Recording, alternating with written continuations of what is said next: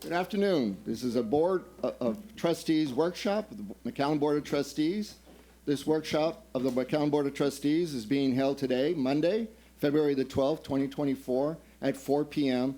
in the Dr. Ricardo Chapa Boardroom at the Administration Building of McAllen Independent School District, which is at 2000 North 23rd Street, McAllen, Texas 78501. At this meeting, there may be discussion by the board on the items and subjects listed as follows. We've just called the meeting at 4 o'clock. There is no public comment slated for the 4 p.m. workshop, so we'll now proceed to item number 3, which is the 2024-2025 first budget workshop. Dr. Gutierrez. Yes, sir. Thank you, Mr. Saldivar. The Texas Education Agency and Board Policy CE local requires districts to prepare a budget of anticipated expenditures and revenues before the June 19th and approved by the board by June 30th. Ms. Lorena Garcia, our Deputy Superintendent for Business and Operations, will be presenting our first budget workshop for 24-25. We have quite a few items to talk about. This is the first one of several of them that we will have until it gets board approved by June. And we have quite a bit of items to talk about. And as we move along during the next coming months, we will be discussing different items on the budget.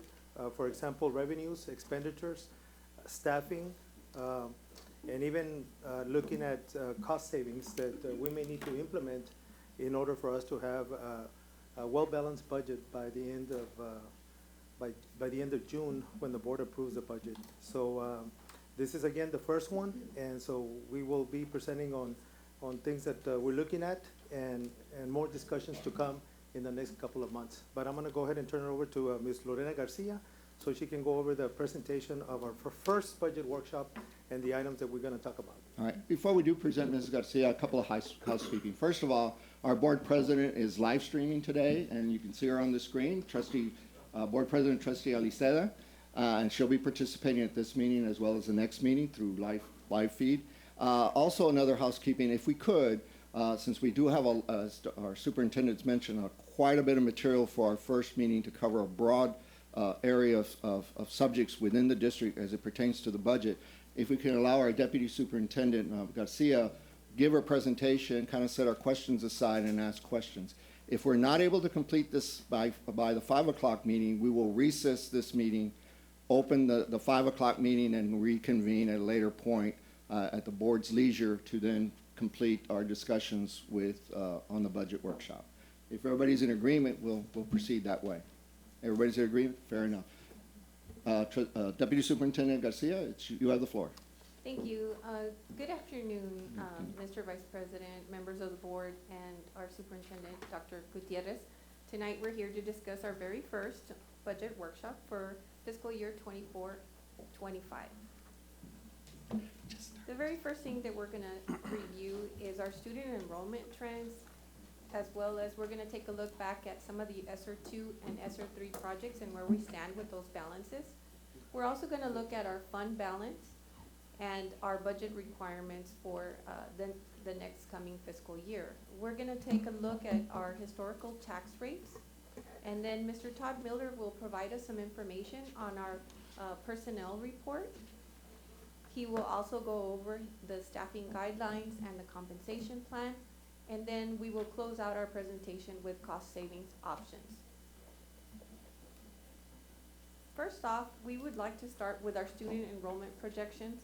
And our enrollment, as we all know, has been trending downward, and enrollment translates to financial dollars for the district. As you can see, we start off with year 2020, where enrollment was at 22,427, and now at the projected, our budget was projected at 20,085. As of Friday, it's at 20,101. However, we did end the third 6 weeks a little bit low. So we are taking into consideration our past history in our enrollment trend as we look forward to fiscal year 2025. So what we are estimating our budget for next year would be at an enrollment with a decrease of 500 students. And we're doing this to be conservative. Enrollment is affected by two major factors. The first one is birth rates, And as you know, birth rates, not only here in our area, but also in our nation, have had a downward trend. This graph provides a pictorial depiction of where our enrollment in kindergarten classes compares to birth rates in the McAllen area. If you could look at the orange line, that one would be the birth rates, and the blue line shows the enrollment in kindergarten spots with McAllen ISD. So if we go back to the peak birth year, which would be, in this instance, would be year 2006, that actually translates to kinder class of 2011. You can see that there was 2,600 births at that time in the area. And if we fast forward to birth year 2018, which was our kinder class of 2023, we show 1,900 births. That's a difference of 700 births. So that naturally will affect our enrollment. Another thing that we have been noticing is that because of school choice and other factors, people moving out of the area, and the fact that the district is landlocked, we are seeing a smaller percentage of those live births in the area being captured as enrollment into our district. Back in 2009, we were capturing about 89% of those live births in our kinder classes. And then in 2015, it went down to 70%, whereas in 2022, we're at 57%. We also want to dig deep into our open enrollment transfers. This information will be covered in a future workshop with our student outreach department. We'll provide further information on birth rates and student enrollment. However, for right now, we want to provide a summary on that. If you look at the yellow arrow, that's pointing at McAllen ISD data, and it compares our district to our neighboring school districts in the Region 1 area. As you can see, only the districts with the green bars are growing in enrollment. Just about every other district in Region 1 is losing enrollment. However, McAllen ISD is not in the bottom half. As a matter of fact, in comparison to our neighbors within our proximity, we're actually faring pretty well at a little bit below 20% total loss in enrollment over time. Now, looking back to this past year, we had 2,406 inbound transfers. Most of our students that come as a transfer are coming from Edinburgh CISD. We received 963 students last year from Edinburgh, 533 from Sharyland, 475 from PSJA, 179 from Mission, and 105 from La Jolla ISD. However, we had a greater number of outbound transfers, and that's what affects our enrollment trends to go down.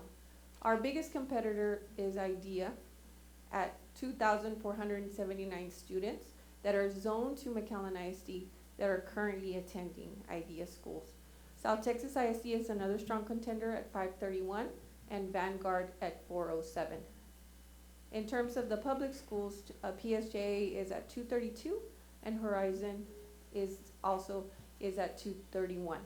That gives us a net loss of 2,533 students. The next chart you are very familiar with, and this is the one that TA uses to explain the ESSER funding cliff and how we can mitigate that.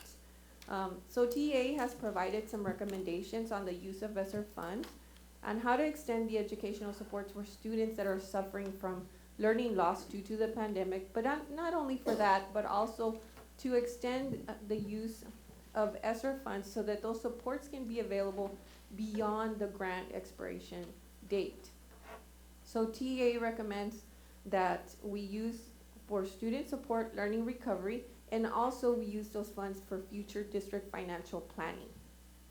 By maximizing the use of the funds, once the grant expires, the districts can lessen the impact because as you can see, the years that the districts are no longer receiving those ESSER fundings, revenue will decrease substantially. So what they recommend is that we use ESSER funds, like for example, in that graph, you see where a little bit of the portion of the green area, which was ESER three, is moved to fund balance, which is now the gray area in 21-22 in that example, and then another portion moved to 22-23 to fund balance, so that it can use to smooth out the subsequent years beyond the grant expiration date. And this will allow to extend those learning loss recovery supports that are offered to the students beyond the grant expiration date. The next chart shows our ESER 2 summary report. This is where we at with our current budget for ESER, and then the allocated expenses to date and the balance. These are different projects. In some cases, there was a zero balance and those projects are complete. However, some of them, the funding was still available. These are the projects that the board decided to uncommit from committed fund balance at the previous board meeting. The total that was uncommitted is $13,340,069.36. The next chart shows two more ESER 2 projects. However, these projects are still in committed fund balance, and these items, you have them for discussion in closed session. This is the Quinta Mazatlan project and the IMAS project. The ESER 3 summary report provides also an update where we're at with our ESER allocated expenses for the ESER 3 projects. As you can see, some of them as well are complete and others are still available, and some are ongoing. For example, the payroll costs are ongoing. If you take each one of these categories, the balance column, and total it up, and also take into account that we will have about almost $2 million worth of payroll costs at the end of the year, because since we haven't finished out the year, we still have to continue to pay those salaries. So we remove that from the equation. That leaves us a total of $13,350,817.74. So how does that look when that is projected into our fund balance? First of all, we want to go back and review our VATRE funding, which was almost $5.3 million. With that funding, the district was able to provide a compensation to the employees in the amount of $5,038,902. So that left an excess of VATRE funds of $239,065. However, the year was started with a net loss as of July 1st of $4.3 million. And then there was a compensation of 1% across the board that was not included in the original budget. That came after, and that was at $1.9 million. So the initial estimated loss is $6.2 million that we started the year off with.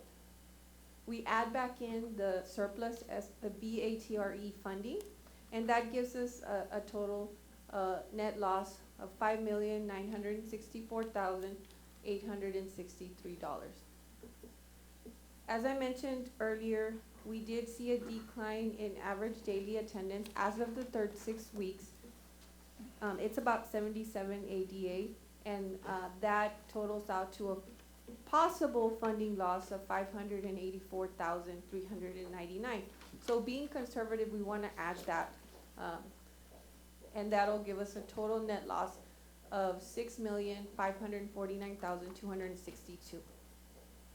So on the right side, we take the two ESER fund balances, funding that is getting moved to fund balance, and that gives us a total of $26,698,887. So to that, we will be subtracting the estimated loss for 23-24. That's the $6.5 million that was mentioned earlier. So this would be to zero out this year's budget and start in the black. So the fund balance is then projected at being at $20,141,625. This is what the the fund balance charts would look like if we were to apply those numbers.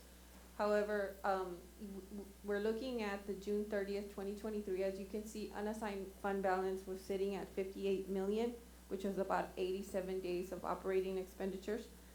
And then if we were to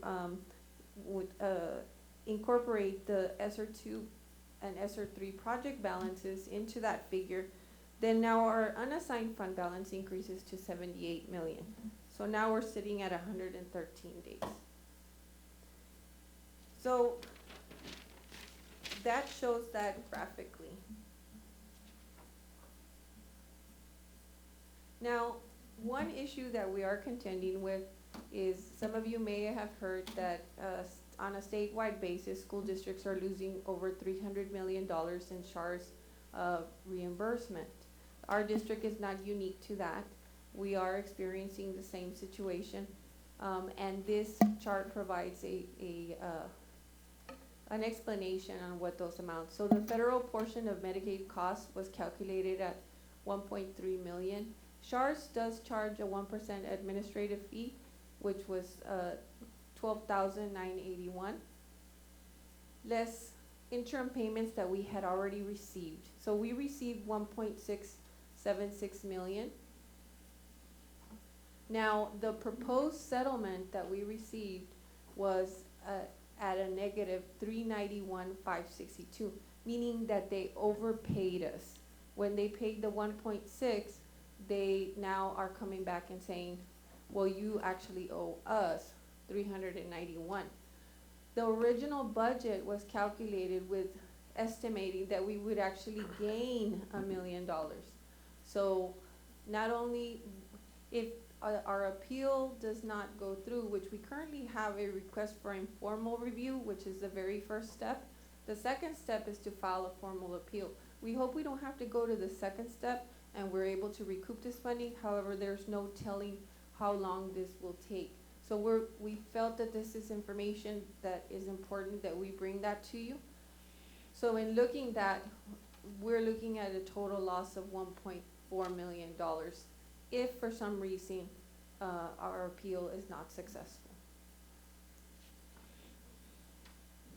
So now we look at our general fund revenue sources. We compare last year to this year. And then last year we had a total of 240,511,793 in revenues, both local, state, and federal. This year we're seeing a little bit of an increase in our local tax effort. However, we're seeing a decrease because remember we said that we were going to be conservative in our budgeting practices and we were going to budget at 500 less 88. So that's one of the things that's impacting that number.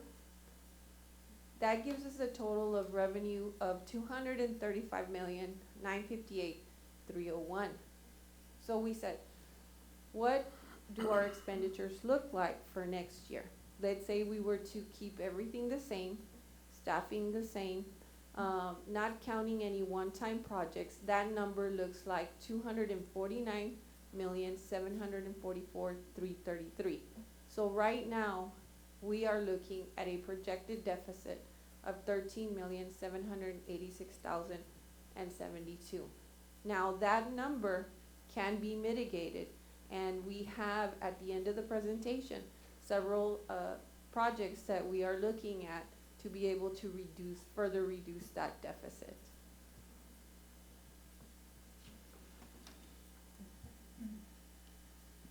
The following chart breaks down the state funding by the different categories, the allocations, and where we see a variance.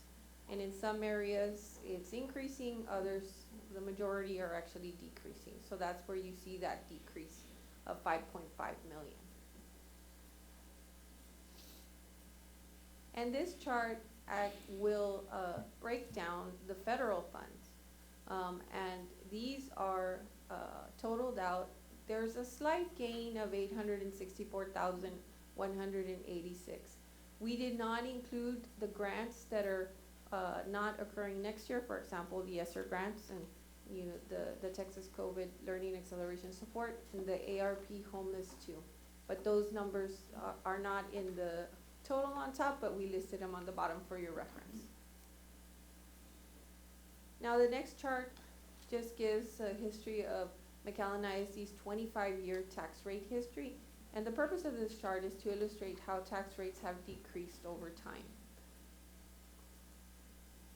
This chart provides a 17-year look of the tax rate history, but it breaks it down by maintenance and operation and interest and sinking, and then the total tax rate, where we are sitting just slightly at above $1. And now I am going to turn it over to my colleague, Mr. Miller, for the human resource section. Thank you, Ms. Garcia. On the screen, you'll see the historical personnel report, and that shows a 5-year comparison.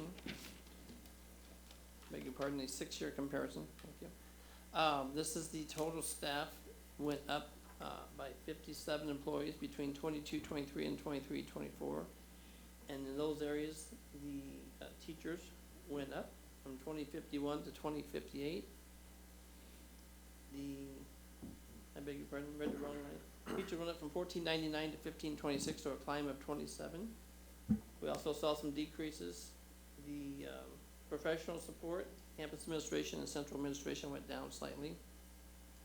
Saw an increase in educational aids, mostly ESSER related, from 418 to 446, so those will be going away, and we'll talk about ESSER in just a little bit later in the presentation. I've been incorporating them into the vacancies. And auxiliary staff from 891 up to 413. So we have 24 professional ESSER positions remaining, plus 14 instructional aides that we've got to work through. Any questions on the historical personnel report? At the end. Okay, sorry. Okay, so now I'm going to go through the compensation plan. So this booklet as I hold up is the compensation plan. Okay, so please hold on to that and bring that to future things. We may have things we need to add to it, so this is a compensation plan going forward. First part of the compensation plan you'll see is the staffing guidelines. So I'm going to go through the high school staffing guidelines recommended changes. It's at the very front of the book. So the principal at ING Center, it's fund code change from 193 to 199. Council Lamar Academy / Achieve Early College High School, we're doing away with that one. We're adding Counselor Instruction Guidance Center, 0.5 per campus. Council Lamar Academy, 0.5, so they'll share there. Going on down to teachers, ESL Literacy Extension 6 through 12, we're adding 1 teacher per campus, and you'll see the fund codes over on the right-hand side. Going slightly down, ELA CSR, 9th grade, changing from situation dependent to 1 per comprehensive campus. Math, CSR 9th grade, changing from situation dependent to 1 per comprehensive campus. RDS PD, we're deleting the word hearing impaired and leaving Memorial High School, situation dependent. Assistant choir director, 1 per campus, 250 or more equals 1, it was 200. And down at the bottom, head theater arts, 1 per campus, 0 at Lamar. And right below that is assistant theater arts, 2 per campus, 0 at Lamar. And on career technical education, we're changing the fund code, we're adding the fund code 193. On the back page of high school, pregnancy related services teacher, we're getting rid of Lamar Academy, and we're saying 1 per full-time person district-wide. Licensed specialist in school psychology, LSSP, we're adding 1 full-time district-wide. Next block, instructional paraprofessionals, we're deleting instructional assistant computer lab 8, Achieve Early College Lamar, deleting that one. And right above there, instructional assistant computer lab is 1 per campus at Memorial and Rowe. Going down, instructional assistant instruction guidance center, deleting 1 or 2 per campus.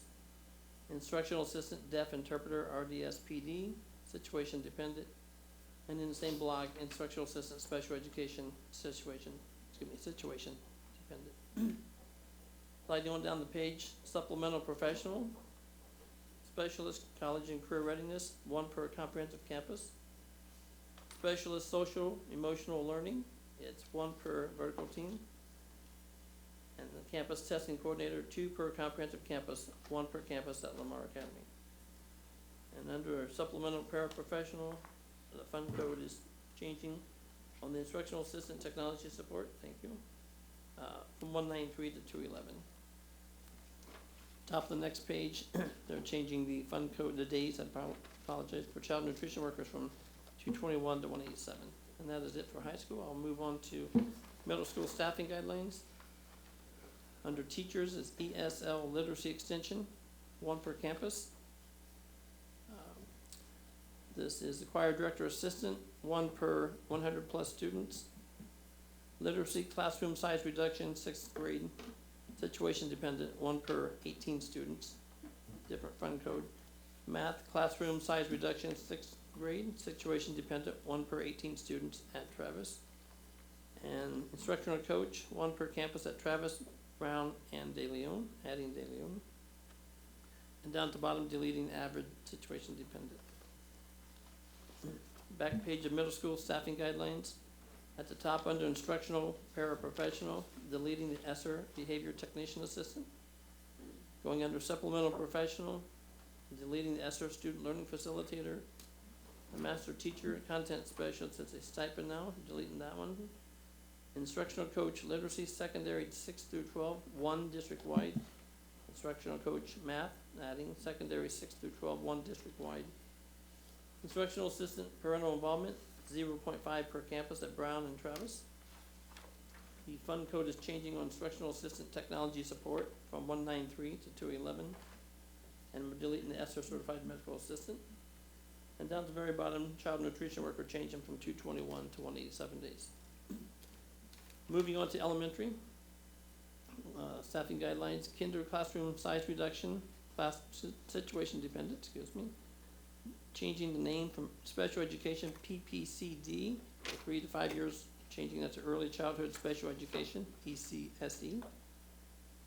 Adding lead innovative instruction teacher, 1 full-time person district-wide.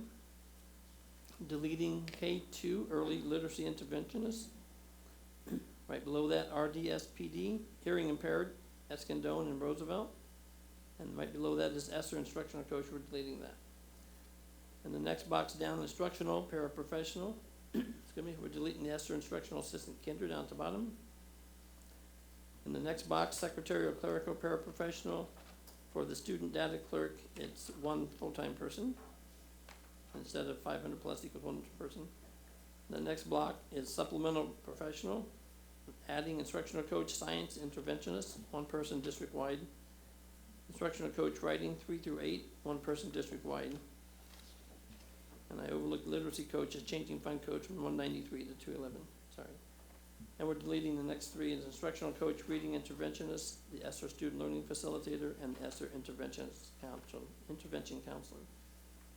The next box down, supplemental paraprofessional, deleting ESSER certified medical assistant, and deleting the ESSER behavior technician assistant. And that's all on staffing guidelines. I'm gonna go to the next tab. Excuse me, certified personnel. So these are our current salary schedules, and they include any changes that were made in December and things like that, so we'll get into this in a later budget workshop. I'm gonna go to the next tab is classified personnel. These are your clerical, your instructional, and your auxiliary. So again, I'm gonna go to the next tab, which is substitute teacher. And we are proposing to change the full date substitute teacher to $90, daily rate, long-term 100. Full day substitute teacher from 110 to 120, and that's with 60 college hours or a degree. And the next tab is the stipend, so I'll get into that. First one is advanced academics, on-ramps dual teacher.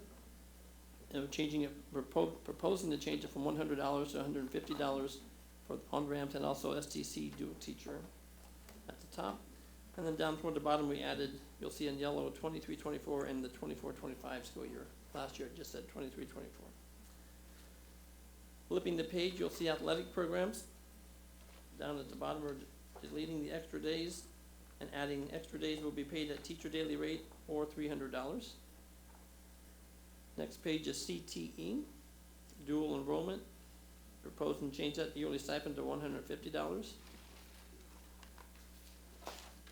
On the next page is extra duty. There's no proposed changes on page 1 of that, but the page on the right-hand side, you'll see extra duty which is teacher participation in district-sponsored Saturday or after-school training sessions during the school year will be, the proposal was changing the 2 hours to $50, the 4 hours to $75, and the 6 hours to $100. Next block down is following hourly rates are applicable for district staff performing extra duties. Professional degrees and degree certified, proposing to change that to 28. And the curriculum development, professional degree and certified, proposing to change that to $28 also. Next page is fine arts.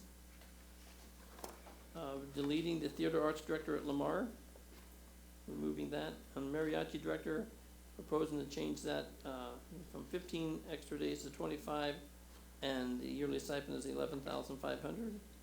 Mariachi assistant director, changing it from 7,500 to 8,500.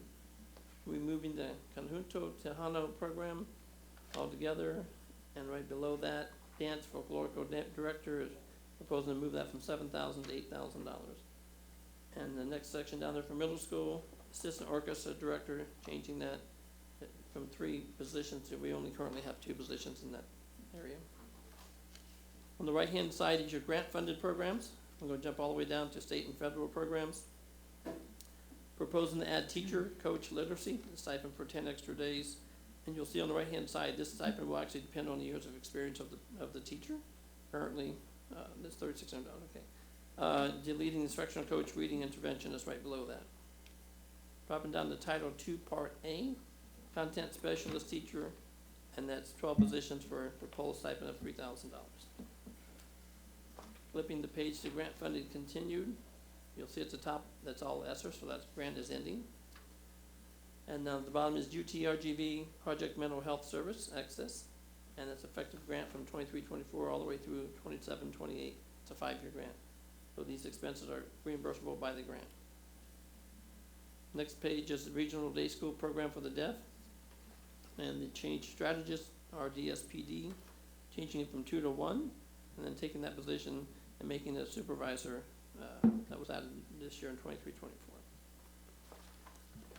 Flipping the page to special duty assignment, you'll see these changes here. It's basically a $50 jump. Secondary science and engineering fair campus coordinator. So the first one is $200 campus. It has the students participating 1/3. So it'll go from 200 to 250, from 300 to 350, 400 to 450 and on. You'll see the changes there. Media, campus technology facilitator, you know them as CTFs. We have 70, proposing to change that to 44, and putting those extra positions into a media technology facilitator, and that's a $1,000 stipend. Adding district UIL coordinator, district chess coordinator, for the top one, the UIL coordinator is $3,000, and the chess coordinator is $2,500. We're deleting the district UIL and chess coordinator, so we're basically splitting that up. We had one person before to splitting that up. And then down below there is a reading teacher, stipend for 10 extra days. It's Gonzales Elementary only. And this is currently at $3,600, and you'll see that that's based on the years of experience for that particular teacher that's filling that role right now. And down at the bottom, so title change is police instructor instead of just simple instructor. Next page, special education program. Special education teacher self-contained, proposing $1,500. Special education teacher, proposing $1,200. Preschool teacher for children with disabilities, proposing $1,500. And you also, before I forget, you'll see the change, proposed change in positions, number of positions. Diagnostician, proposing a stipend for $1,500, and there's 28 of those. School psychologist, title change, it used to be licensed specialist in school psychology, and that's a $1,500 proposal. And doing away with, I'm sorry, but that's not true. Speech pathologist going from 17 people to 19 people. Speech assistant going from 6 to 7. Behavior support, proposing a $1,200 stipend, and Strides teacher self-contained, proposing $1,500 stipend. Down below there, certification, speech pathologist with masters, going from 17 to 19 people, and speech assistant therapy going from 6 to 7. Down below there, lead school psychologist, it's a title change, used to be licensed specialist in school psychology. And we're adding lead behavior strategist, one person, $2,500 stipend, and lead diagnostician, one position for $2,500. At the very bottom of the page, adapted physical education, Special Olympics, proposing $1,800. And on the back page, you'll see the department and grade level chair / UIL / extracurricular. So I'll stay on the left-hand side first, and we're adding extracurricular activities, American Sign Language Society, 5 positions for $600. The right side, which is middle school, prose or poetry, we're just combining them, prose or poetry, and then also we're adding solo acting, and those are stipends for $700. Spelling bee, there's 6 positions for $600, and at the very, very bottom, elementary spelling bee, 18 positions for $600. But you'll see the next page is a grant stipend incentive guidelines. We've had this for a couple of years to try to incentivize our employees to write grants and go out and look for grants and things like that. So it's a chance for them to earn some extra money and help the district at the same time. The following page, you'll see athletic programs. So the very top one is chain crew, varsity football chain crew. The only change to this page is at the bottom, facilitator. We're deleting facilitator, middle school summer recreation program, degree and certified, and we're changing it title to middle school summer recreation program, teacher coach, $23, instructional assistant, $10.25. Next page, you'll see the Title I Part A evening study center rates, and adding part-time teacher day / evening classes out of district is $28. Part-time parent educator non-degreed day and evening classes is from $6 to $15. Part-time rates, next page, deleting the top 2, they're ESSER. Part-time intern support SPED, $12.50, we're removing that. We're adding part-time MITV videographer / tech, $35, and deleting the bottom one, tutor UTRGV teacher residency. The next one is the proposed summer school position. That'll be an item coming to the board soon, but those are the various rates for the summer school. And that's all for stipends, and that's all for the compensation plan booklet, but like I said, we'll be adding things probably this year or something. Thank you, Mr. Miller. Dr. Gutierrez. Our last slide, Go ahead. we do have one more slide. Our last slide is the other cost saving options, and these are some of the things that we're looking at. First of all would be Options Academy. If the students were to report to their traditional home campus.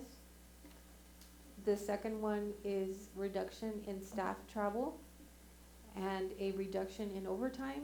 Also looking at our software programs to see if certain programs may or may not meet the needs of the district and strategically abandon the ones that are no longer serving their purpose. Another thing that we're looking at is multi-age for pre-K through first, and what that is rather than hiring an additional teacher, if 1 or 2 students beyond the class size enroll in a campus, taking the top 2, 3, maybe 5 students from one grade level, either in pre-K through first, and moving them, the ones that are more advanced, moving them up to the next grade level with the parents' permission, providing a stipend to the teachers as well as professional development. Another thing that we're looking at is repurposing of staff vacancies, of course, ESSER positions. And then finally, the study that is being done by TASB, the staffing study, and eliminating certain positions through attrition. And that concludes our part of the presentation. Thank you, Deputy Superintendent. Dr. Gutierrez. Yes, so this is the first overview that, or summary that we're giving you of the budget and some recommendations. Right now, these are very fluid in terms of recommendations or changes that we're proposing. As we move on in the next couple of months, we'll make some final decisions, but we just wanted to give you an idea of what the items that we're looking at, the changes that we're proposing. We're gonna be looking at those changes, how much it's gonna cost us, because as you can see, we're trying to stay a little bit competitive with everyone around us with some of the stipends and some of the pay that we do for substitutes, for after-school programs, for sponsors, to keep us a little bit competitive, but also to stay within our means of our budget. So we will continue to review that. We'll give you a summary of all of those changes that we just went over that Mr. Miller covered. We'll give you a summary of how much more that's gonna cost us. Right now, you just saw a lot of that. We struck out what we currently have, and we're making some slight changes to, a little bit better. But, we wanna get a full dollar amount of those changes as well, so that you can see it as a board at the next budget meeting. And then, TASB is almost done with a, staff study. We have a report. That will be our second budget workshop to go over our staffing patterns throughout the district from every campus, every department, and review the areas that, we need to, right-size the district and consider some positions through attrition, closing them as people are resigning, retiring, or moving on, in the name of trying to stay within budget and also to right-size the district with the number of kids that we have and staff members. So those cost savings options that you're looking at on screen are also some options that we're looking at. I asked the staff to, we're gonna look into putting a committee together of campus representation, department representation, and review different ways that we can save and we can stay within budget for next year. So we'd like to hear from other campuses and departments to give us ideas and to work on a lean budget and looking at ways that we can have cost savings for next year. Because as of right now, it doesn't seem like we are getting any additional revenues from the state. Everything is frozen, everything is on hold, but we have a budget that's due by June, and we have to prepare that budget by June and for board approval so that we could be ready for July 1st, when that's the first day of the fiscal year. Thank you, Councilors. Trustee Peña. Thank you, Mr. Vice President. I know we just shared a lot of information right now, and I know it's still a draft and we're working through this, and I'm so glad that we're making strides. It is a lot to do. Thank you both for the preparation of all of this information. If we do have a lot of people in the audience today, and if there's a way that we could have shared something that they could follow along with, that would be nice. It's just a lot of information, and to sit there and just listen to what we just spoke about is a lot to take in without having anything to reference. So if we could in the future have something for the public to reference, that would be nice. Thank you, Trustee Peña. The board, and this is board material, it's now been made public, so it's public record. I mean, you can make a motion to attach this presentation to the agenda, and if that's were approved, then it's now attached, and so the public could actually access it probably as late as this afternoon, if not in the morning, on our website. So it's up to the board if you want this presentation to be added. Any other questions? Go ahead. So moved. It's been moved to attach the presentation to the board agenda. Is there a second? Second. Second by trustee, motion was trustee Regalado and a second by trustee Peña. Any discussion? Hearing none, proceed to a vote. All in favor signify by saying aye. Aye. All opposed, nay? Debbie says aye. Yes, she did. Thumbs up. So we have a 7-0 and it's been approved. Thank you, appreciate that. You're very welcome. Any other questions? Trustee I have, Lopez. I guess a couple of questions. The first one's for Mr. Miller. On your staffing guidelines, when it says Lamar Academy, is that Lamar Options or Lamar IB, or is it just that campus? I'm sorry, Lamar Options. Lamar Options. Okay, so then the other, going back to, I guess it was Lorena's slide on Options Academy, those being sent back to their home school. I was under the impression that IB, and maybe I'm just jumping ahead, IB had to be tied to a school, which Options was a school, so I guess I will wait on that response. Yes, I answered my own question. we are investigating that right now. Okay. That's something that we're researching as far as the campus code for IB. Right. Okay, and then one other question for Mr. Miller.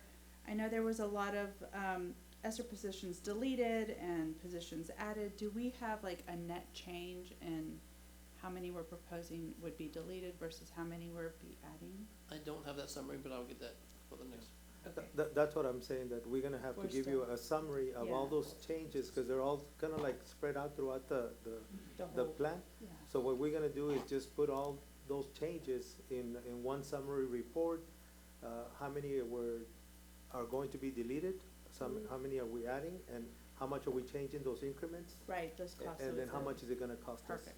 So we'll give you that summary report. Right now, it was just an overview of everything, Okay. but we are going to concise it to just a report of only the changes and how much is gonna be the cost of those changes. So that way we can make, some decisions, moving forward. I hope I'm not the only one that's a little overwhelmed. It seemed like it was great news at the beginning when we were gonna start in the black, and then surprise, we're back in the red, and the state keeps pushing us down into the red further, so a lot of these changes are very painful, but I don't know where else we get those funds, so, Yeah, and thank you. I'd like to also Excuse me, I'm piggyback. sorry, trustee Lopez, yeah? Oh, no, I was done, but Right. just thank you, Trustee- everybody. Trustee Kilman. So I see 73 ESSER positions that the grant is ending. Oh, excuse me, 73 ESSER positions, the elementary instructional coaches, intervention counselor, all of those. I guess I'm curious, I know you don't have this right now, but like how many of those were in McAllen ISD hires and how many years of experience? Because I'm concerned that they really like all of these employees stepped it up during COVID, and they have worked so hard with our students to kind of close some of those gaps. And how is our district going to prioritize helping to ensure that they can remain in our district? Because I think a lot of them have over 10 years of experience with us, and I know that they signed up for a position that they knew was a 3-year term, but at the same time, like, let's brainstorm ways that we can prioritize them, right? Because that's 73 positions, and they're very much needed. But like,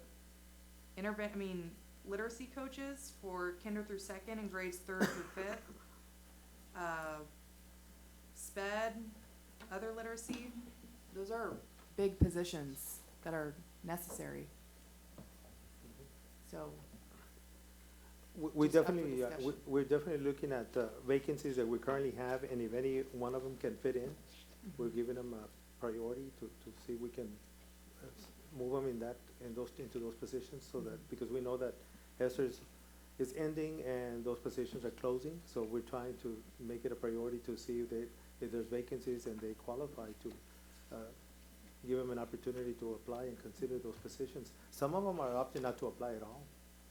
Am I correct on that they're being asked and they don't apply? That is correct, so they've been given a couple notices, hey, your grant is ending on this time, so please look into other opportunities, and we'll try to fit you into vacancies, but they know already that there is an end date to this ESSER grant. And they're not applying for it, even though they know about it. I still show 24 professionals and 14 instructional aides pre-K. Yeah. So we have a lot of instructional aid pre-K that we can slide them, that's what we looked at today, and if we can do that, that's nearly $250,000 of savings potentially. So we're certainly looking at, and then she mentioned it right there, you'll see the repurposing of staff vacancies, ESSER positions, so. In our TASB study, when we present at the next budget workshop, that's an area that we need to right-size on instructional aids, that we are way over. So, if some of these positions are ESSER funded and are ending, it would help us with the overage that we have currently, because we already looked at the preliminary report. And if I recall, that instructional aids was an area that we are way over, than what we're supposed to have. So, tough decisions, they're not easy, but, because it impacts staff, it impacts jobs, but, we're trying to do the best that we can, with some of the vacancies that we have, but also we understand that we need to right-size the district moving forward. And if I may, Go just a ahead. quick question following up. Many of these ESSER positions, though, they were aware that it was a temporary, for, as long as the funding was there, correct? So it was contingent on the ESSER funding. I just wanted to make sure. Yes, sir, and they've gotten a couple letters over the last year or two, letting them know there's an end date, and please look into other opportunities. And as we've also reached out to them, hey, we have this position, and reassign them. Thank you. Just to clarify on that, they signed a specific contract that outlined the time frame and the end date. So it's a little different contract from the contract they would have had normally. That is correct, it was a grant-funded position. So it's very specific as to what it outlined as far as accepting that position and what it entailed. Yes, sir. Thank you. Trustee Lopez. Does she have a question? Do you have a question? Madam President, go ahead. Hi, thank you, Chair Salvador. Yes, when you're talking about Options Academy, is that a cost-saving measure to close down that campus and move it into the high schools? Is that what the thinking is? Yes, we're looking at, putting it at the comprehensive high schools. They do have credit recovery programs. We may be duplicating services, and that's what we're trying to look at. Are we duplicating services that we could do this through the comprehensive high schools without having the options program, but still provide those services to the kids at their respective high schools without duplicating the services and cost savings at the same time? I just wonder if the cost savings, what it is, because the students there, I foresee those students leaving McAllen ISD and going to another school if we don't have that program. I myself have had 2 children go in and out of that program, and it's an incredible program for children that want to accelerate or children that don't feel comfortable walking in the halls of the comprehensive high school with 3,000 students. They do better mentally at this school with those counselors. Those counselors, they'll go out to the car and sit in the car with the student and talk to them into getting into class, and then they'll accelerate them through. It's very different than a credit recovery program, which I'm also familiar with. There at the actual home campus, it's a very, very different ballgame. And I recommended many students come from even out of district to come to our Options High School because they didn't have that program. Actually, in Mission, Consolidated ISD, they didn't have that program. And so we got somebody here from that because it's for that student that it's not a fit to be at IB Academy, but it's not a fit to be at their comprehensive high school because they don't do well in a massive setting like that. And so Options High School, that small, campus that, but it feels like an elementary school. Actually, it's much smaller than that. That's the campus that is the fit for them. So I worry that closing that and moving it to the home campuses, you're going to now lose all that enrollment. And with that enrollment is that ADA that we're going to lose. So I hope we have lots more conversations about that because I truly believe that's an incredible program. They have their own student council. They have their own National Honor Society. They have their own proms. They have their own graduations. It's a school that's unique to McAllen ISD, and I'm very excited about Options Academy. The second question I had was for the Deputy Superintendent Garcia. I believe it's page 14 where it says budget requirements, local, state, and federal, on the lines of athletics and fine arts. Was that just going to athletics and fine arts and saying, we're going to cut your department by 5%, 7%, and then they came to you and said, okay, we can do without this, and that's where Todd Miller got the okay, we're going to do this, but and we're not going to do this, we're not going to do that. How did that number come to pass for the fine arts and the athletics? How did y'all come to that number? The fine arts, I'm sorry, is there any way you can put that on the board? Is it up there now? Okay, yes, if you it's would. page- Thank you. I know you gave us a I think it's page page. 14. Yeah, it's page 14. Page 14. I think it's this one. Oh, That one. 18? Okay. Yeah. Is that the one, Ms. Crane? Is that the page? The one we're looking at right now? I can't see what you're looking at, but yes, it says budget requirements, local, state, and federal, Yeah. line Yes, 183 okay. athletics. We're on that. Yes. Yeah, we have it, yes. Yes, so those, the 199s, which was a is the change, general yeah. fund, we use the state aid template. Because since it's very early to forecast the different, programs, we use the data from the program directors and, for them to forecast that information. We did not plug into the template the different sources on this one, if I'm correct. Okay.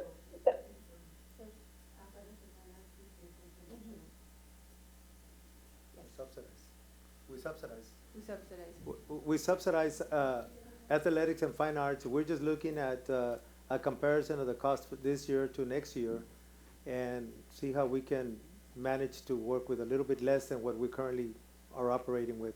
Again, it's because of the loss of funding that we're gonna get for this coming year. I just worry, I hesitate, and I always worry that we don't say equal, like we don't say, okay, we're going to cut 10% from every department because some departments are very lean and other departments aren't as lean. So I just wanted to ensure that it wasn't a mandate from the top down saying, okay, everybody find 8% or 5%, because like I said, some departments, they're already very lean. So that answered my question. I'll yield the floor. Thank you. Before we move Trustee forward, Salazar. I think, Ms. Luna, were you going to clarify anything? So with our athletics and our fine arts departments, at the general fund, Fund 199, like Dr. Gutierrez said, we fund them, we supplement them as what is needed. When we cut for this year, we cut all departments across the board 8%.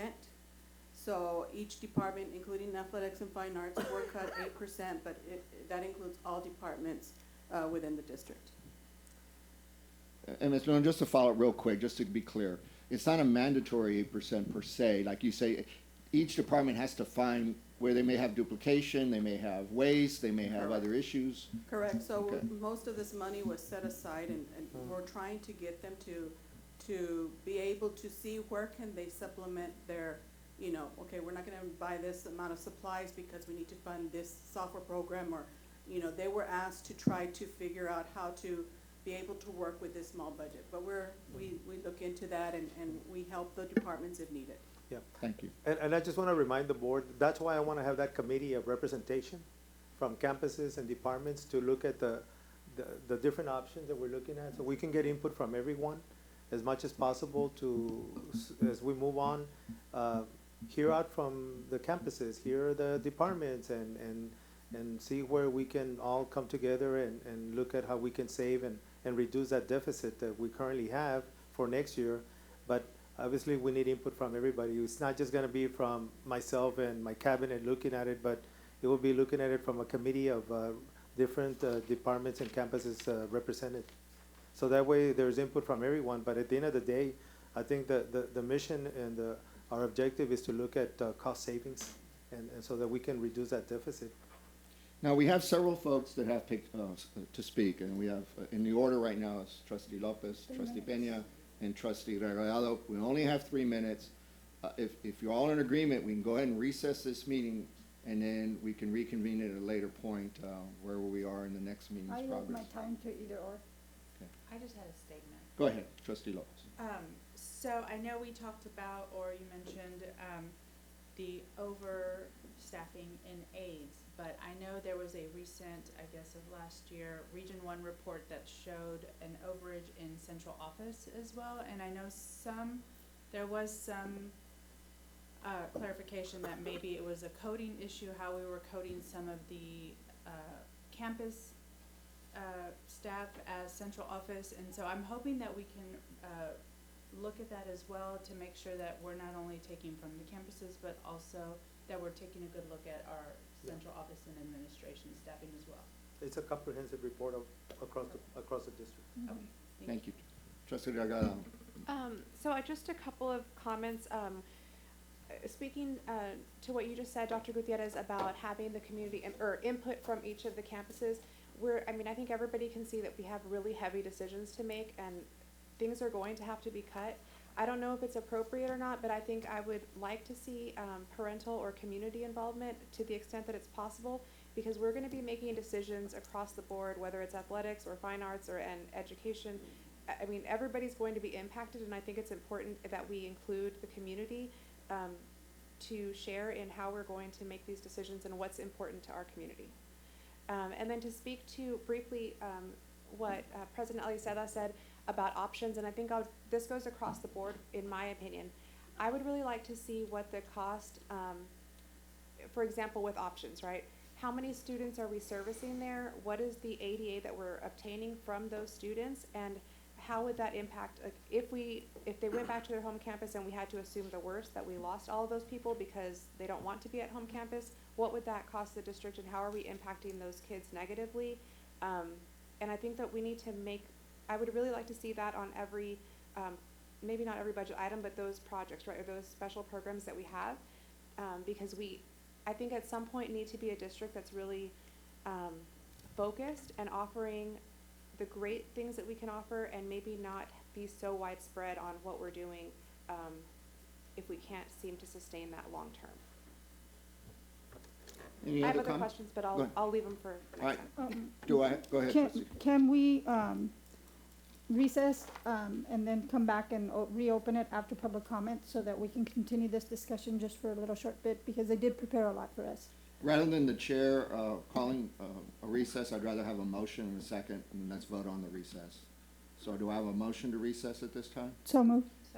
Okay, I have a motion by trustee Peña and a second by trustee Lopez. Any discussion? Hearing none, proceed to a vote. All in favor of recessing the 4 PM meeting of the workshop signify by saying aye. Aye. All opposed, nay. The ayes have it 7-0. We are recessed at 5 PM, the 4 o'clock meeting of the Board of Trustees regarding the workshop on the budget, and we will reconvene that at a later time this afternoon. With that, then we're getting ready to start the 5 o'clock meeting. Yep.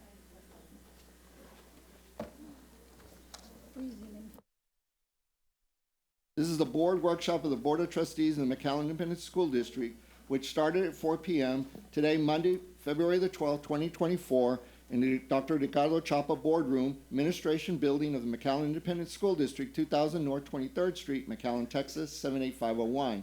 At this meeting, there are discussions by the board on items and subjects as listed as follows. We've already had open to the meeting before, public comment. We had none for 4.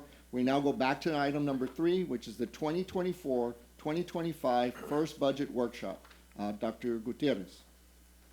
Well, we are open for any questions or any more suggestions from the board so that when we have our next budget workshop, we can prepare for those other items that you may want us to talk about. But for now, just know that we're going to present the staff study and then look at the compensation plan, those changes that I talked about, that we are going to provide you with a summary of all of the changes and the cost of that. Fair enough. Did any board member have any questions this time? The last we left, I think trustee Peña, you had kind of deferred your time, if you want to take it up again. I'd like to, I'm finding my place. okay, thank you. I had a comment, when we were discussing options earlier. It is a great program. It's unique to McAllen ISD. I love that we offer that to our students, especially those that are feeling maybe uncomfortable, separated from their other peers for whatever reason. Should we have to, and I'm not saying we're going to, make any kind of a move in that respect because of our budgetary situation, I have complete and full faith that those programs would continue, or that programming would continue at our comprehensive schools. In particular, I wanted to speak about the counseling, which is so important at options. Those kids that need that extra support rely on the counselors at options. But, and I believe she just left, but Norma Cabrera, our director of counseling, was here, and I saw her, and I remembered that all of our counselors in this district are Crest Award winners. They go above and beyond, and they do what is necessary to make sure that our children are feeling supported and that they have everything they need to thrive. And I have no doubt that if any kind of decision is made with regards to this particular program, our children will be in an environment where counselors will be available to them. And she left, but I wanted to thank her for all that they do with respect to providing those services to our kids, because you don't become a district that has every counseling department a Crest Award winner. And Dr. De Hoyo's Crest stands for? Counselors Reinforcing Excellence in Students in Texas. I'm big on acronyms and making sure we know what the acronyms are, but I couldn't define that one, or at least tell you what it actually meant. But I know that it is a symbol of the fact that our counselors are always ready and go the extra mile to support our students. So I just wanted to make that comment in relation to options. At this point, our budget is a priority, and I've said it before, projects are on the table so that we can make decisions that are going to advance our district and put us in a better place to continue to be excellent in everything that we do.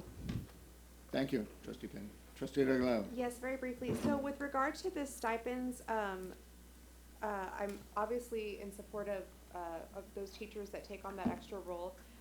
That said, I did notice that almost all of them went up, and I would like to see, for when we're making the final decision, if we could have a total of what impact that is on the total budget, the increase in stipends. And I had one really particular question. I noticed that there's the teacher reading stipend for 10 extra days, and it says Gonzalez Elementary only. Why is that? It's on page, oh, it's not paginated. It's under the stipend. What's the title now? It says teacher reading, it's under special duty assignments, teacher reading stipend for 10 extra days.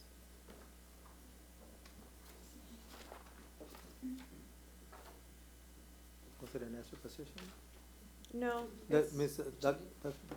Olivares, Doctor, you have a response to that? Yes. Good evening. Good evening. Gonzalez Elementary is our only elementary that is not a Title I campus. So at our other elementaries, state and federal programs does have reading interventionists at those campuses, but we do support Gonzalez Elementary, but we have to support them with state comp ed funding. okay, my concern was more so that it wasn't something that was only available there, but now I understand. Thank you for that. I appreciate it. And then I had with regard to the substitute teachers, I know that we have been, I recall from our last budget cycle, significantly lower than our neighboring districts. How does this proposed increase, how do we fare against the neighboring districts? I think the two changes that we're recommending, those first two puts us very competitive now with the surrounding districts. The other one that we had, I think was 135, it's already competitive enough. That's why we're only making the recommendation for the first two to move from an $80 to 90. Okay. And I believe the other one was from 100 to 110. And so now that puts us at a kind of like at a competitive level with our surrounding districts. Okay. That's yeah. why we made those two recommendations only in that area. Okay, because that is something that I do hear when I do hear from educators in our district, that it makes it really difficult for them to get, the training that they need, or to be out for whatever reason they need. And so I like to see that movement. And then this is just a really high level, if you'll just bear with me being a newbie, but I'm excited to be getting ready with the budget so early and kind of having a better idea of where we're going. But when it comes to the first tab, we call it staffing guidelines, does that mean they're dictated by TEA, or is this guidelines that we ourselves are setting? Locally determined. Okay, okay. We said those. It's just a recommendation, that's all. I'm sure I'll have more questions moving forward, but I'd like to say that, the state predicted this to happen to a lot of districts, to have a deficit budget. That's why they call it the ESER cliff. And they warned us, and that's why we bring it up in those graphs that we talked about, where we were supposed to be building up a fund balance and be prepared for life after ESER, which is ending in September. So you're gonna see most districts in a deficit, but we're supposed to have a healthy fund balance to offset that deficit. It's not unique to McAllen only.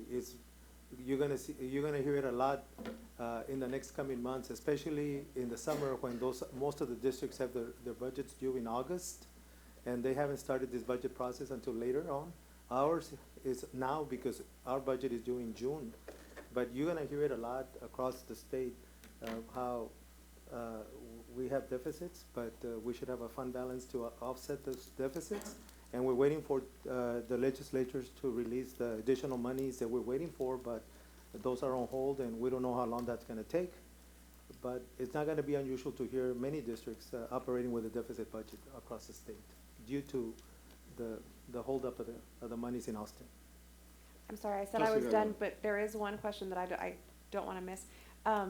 This budget that we're working with so far, does that account for these staffing needs? Does it account for the collegiate academy?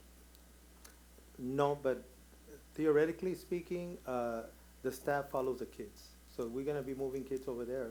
There should be staff that will move with the kids to the collegiate academy. Okay. There might be a few positions that we may need to add, such as, the principal's already on board, but perhaps some other clerical or counselor staff that would need to be added on to that campus, Okay. because it's an additional So as we move forward, and certainly when we approve a budget, it will account for all of those staffing needs. Correct.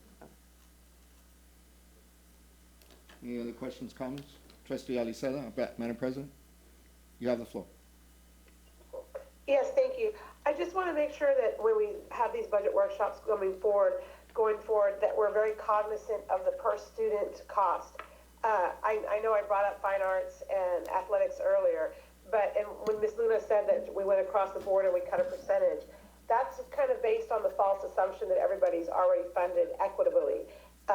And so we don't know that. And so some departments, like I said, are very lean and other departments aren't. So I hope that we put into the calculation of per student cost of doing business, so to speak. You know, per tournament, per UIL activity, per travel, I don't know how to do it. I'm sure the experts in education can figure that out. I'm sure everybody in their department can figure that out. But I think that needs to be put into account when we're doing things, when we're looking at the budget, when we're cutting programs. I don't think it's equitable to say we're going to cut a certain percentage from every single department across the board. I think that we need to look at it per activity and per student so that we fund every student in an equitable way. This is my 2 cents. Thank you, Madam Thank President. you, Trustee Sullivan. Yes, ma'am. Thank you, Madam President. Any other questions or comments? Just going last, to piggyback, last year we asked for and received a graph that outlined exactly what our board president mentioned, where I determined the funding per campus. It wasn't necessarily per program, because there is duplications. There are children, there are 2 or 3 different programs, and they get WADA sometimes for some, and some of it's local funds. WADA is weighted average daily attendance. It's in addition to the foundation school program, which is the 1660 that every child receives within the district. You all know that. I'm just saying it for the public's knowledge. Correct me if I'm wrong. That's what I might have learned. And so within that, it kind of gave us a fairly good idea of which campuses had a population based on the WADA, weighted average daily attendance, and what the outcome was. And we were very positively comfortable that 5 or 6 campuses were right there. They either were zero-sum, whatever funding we were receiving for those students and the programs and services offered on that campus was equal to or greater than, equal to or less than the operating costs, and therefore we actually had a positive in that. And that's important because that positive now had to go to another campus to offset that campus' inability to do that for whatever reason. One of the big drivers has always been, and I know we're going to have a workshop on it later on with facilities. I'm glad that's not up front though, is that we need to see where we are as far as population, student population, and what that looks like, and where they may have capacity as far as space that students elsewhere may be able to be utilized there.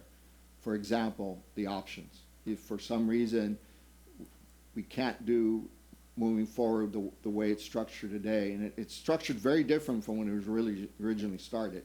We had a staff position we were just talking about for pregnancies because that's what the program started off, and so that position's now been changed, and rightly so. It should be, because it's not what its intended purposes anymore.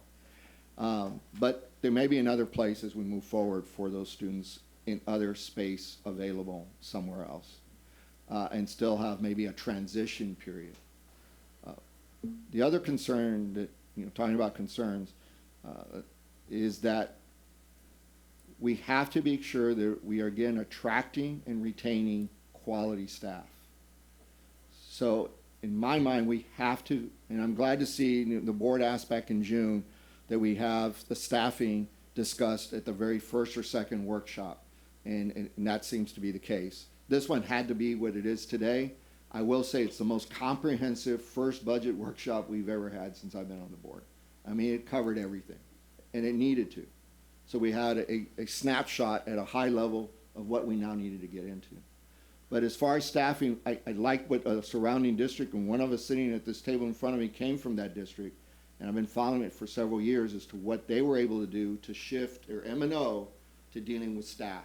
And I like us to see M&O be focused on staff compensation. So we can consistently are looking at a 2%, a 2.5% year after year without having to worry, well, we can't or we won't or whatever. The other aspect is, again, surrounding districts have moved very carefully and very purposely, strategically moving and looking at their fundings in very tactical ways, where they now compensate the full, for the employee, the full health benefits to that employee. 100%. I'd like us to see what that could look like and what projection going forward would look like. How do we get to that point? Obviously, we're not gonna be able to do it now. We're not gonna be able to do it in the foreseeable future. But again, I saw surrounding districts that did a plan moving forward to do that. I think if those things are at the forefront of our continued conversation, then I think we would be in a much better position to then make those decisions about what programs do we bring in, what programs do we put on the side, put on the shelf, or we have to say, you know what, this is going to the parking lot. We can't continue to be that way. Having come from a strong business background, anytime an idea came forward, myself or others, after our presentation, if it had merit, the first question we got asked is, what are you going to take away? Because you can't do everything for everybody. There's a cost. So, again, we need to do cost analysis for every single thing we're moving forward on. It's been mentioned several times by different board members. And so I'd like to be able to see us having those types of discussions is, what is this costing? What is the return? And now, mind you, what I'm not talking about are the special populations. That is clearly mandated. Those are funded by federal funds. They are targeted. They can only be used for that. They are subject to ARDs, in which the staff is, we're not talking about that. We're talking about the operation of the district in trying to determine that. And so I think going forward, facilities should not be coming out as a matter of course like we've done in the past, where we have an event, a weather event, we dip in it and not realize we're going to have to pay that back, which that's another topic we're going to have to talk about, is how do we pay off some of these borrowed monies from like maintenance tax notes and all that, because in addition to the bond money, which we have to pay that off as well. And that unfortunately takes away from the compensation side. Because when you have to pay your debt because you took those maintenance tax notes and you use it for facilities, then you're gonna have to pay it back. And that takes away from compensation. So for me, that is and must be the focal point, because we all know the reason we're sitting where we're sitting and living the lives that we're living is because of a teacher. There's a teacher in a classroom. And I grew up in the last millennium, and we didn't have air conditioning and a lot of stuff that we have today. Obviously, we didn't have the technology and all that. But we had a teacher in the classroom. And that teacher was very well trained and provided a quality education for our lives that we have today. And we're delivering that here. Don't misunderstand me. I'm not saying we don't. We are. But you have to prioritize. And that's the next point I want to make. As we continue to move forward, whether it's facilities, whether it's staffing, whether it's a program or a service, it's got to be prioritized compared to everything else. We clearly want the most for more children as possible. And the guide to that, in my mind, at least what I learned from having a lot of conversations with Dr. Ponce, it's got to be looking at the instructional core. And the instructional core is the student, their teacher, and their family. That's the instructional core. And again, coming from a customer service background and being measured about how we interact with our customer, and having worked on projects about various businesses that we wanted to bring, or aspects of the population we need to bring in our business, we have to always look at it from the consumer's perspective, not what we think it is. The days where, and I think this is what's happening to a lot of districts, and probably more so to us than others, is the cookie cutter approach. It's a really neat idea in this campus, so we're going to try to duplicate it across, and it doesn't work that way. And the public knows that. And so they're making their own decisions, own choices to go to places that don't do the cookie cutter approach. It has to be tailored to the neighborhood and the population that we have there. I think that's your best bet moving forward. And districts that have done that, and I've seen those districts that are doing much, much better. And so again, I think we have to look at that aspect going forward of these programs and services, look at them holistically, and what added value do they bring to the instructional core. And if they don't, or if they're a duplicate, or if there's another way or a better way, and especially one where it may not be as costly, then that's the approach you must take, because that's what the business world is doing. But more importantly, that's what each and every family member is doing it. So when we take that tax dollar and we decide to spend that tax dollar, that's hard-earned money from people, especially in this community, where 74% of our student population lives below the poverty line. And many of those families are working 2 or 3 jobs just to make ends meet. And yet they pay that tax dollar, and they are counting on us as trustees, and we're counting on you as the administration to navigate that dollar bill to get the most for every single child. And so I think you have to, as you look at this, it's a continuous renewal approach about what are we doing, what's the objective, how are we going to go about it, what resources are we going to put to play, who do we need to get involved, where do we need to place this, when do we need to do this, et cetera, et cetera. And it's taking the W and the how to every question that you have before you and answering those questions. And it's got to be data-driven. And data-driven doesn't mean you get the numbers and put them on a board. Data-driven means you got to be analytical about that, and very purposely is what it means. And the fact of the matter, I'm kind of speaking a little out of school because you're already doing that. As I've been invited to campuses, and I go into those rooms, we call them dashboards. I don't know what you all are calling them in the district, where the principal and the staff are looking at the data. They're analyzing, and they're having their teams get together, whether it's the cohort at the same grade level or if they're at the high school, the English department, the math, and they're identifying the students that are not doing well, and they figure out what they need to do. And a case in point that, again, this is a workshop, so we get to talk a little bit more than we normally would, so I appreciate the fact that I get this time. But the thing is that I found that's happening that's very positive is that when you do that, we saw when we looked at the ranking that we had about 350 students that were not at grade level to graduate on time. And we were looking at that denominator and the like. And once we realized if we just did the recapture or do whatever they needed to be do, so the last 3 years, almost 100% of those students are graduated. The denominator took care of itself. But more importantly, we kept our promise, which was to educate that child to receive at the very least a high school diploma, if not a license and certification or an associate's degree. And we've done that the last 3 years because we focused on the individual child, and that's what's important here. So when we look at our funding, the way I look at it, and Trustee I mentioned it, it's okay, how many children are involved? What are the resources they need to bear? What's the expertise they need? What training do they require? What software, what hard drive, whatever, and then how do you make that work to provide that for the child? And there's some programs you're going to say, you know what, we only have 5 children on this. We have another way we can address those 5 children, and that's the way you approach it versus continuing to carry a weight of cost that doesn't justify that anymore. And so that's the perspective I'm looking at this going forward.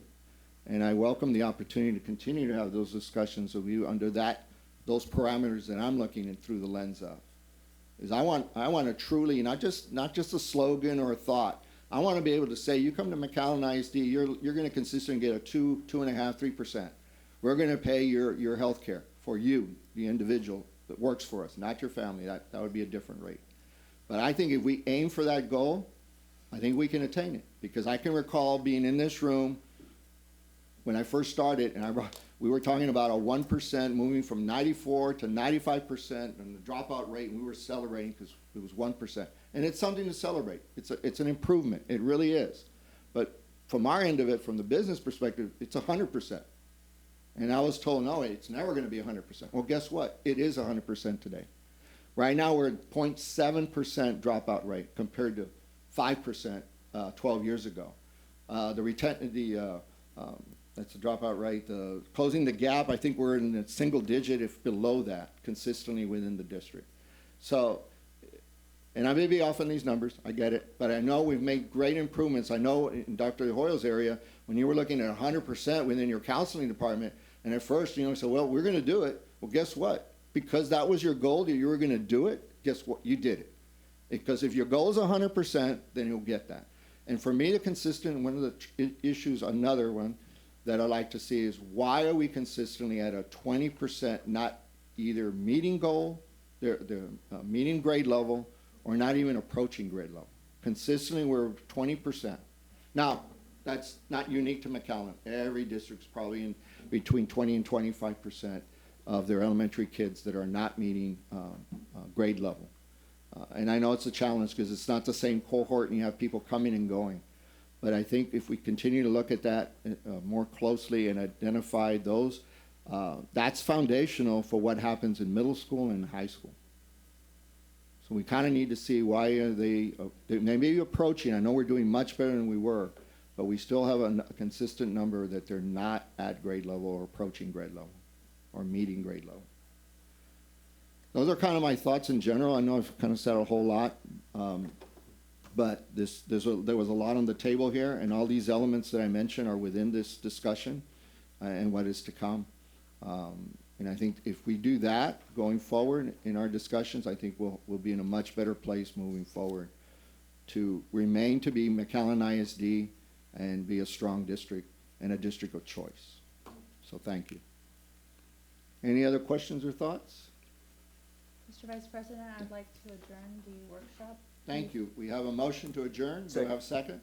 We have a motion by Trustee Lopez, a second by Trustee Rivera to adjourn the 4 o'clock meeting of the Board of Trustees at 5:57. This was the workshop. We are now adjourned for that meeting. Thank you.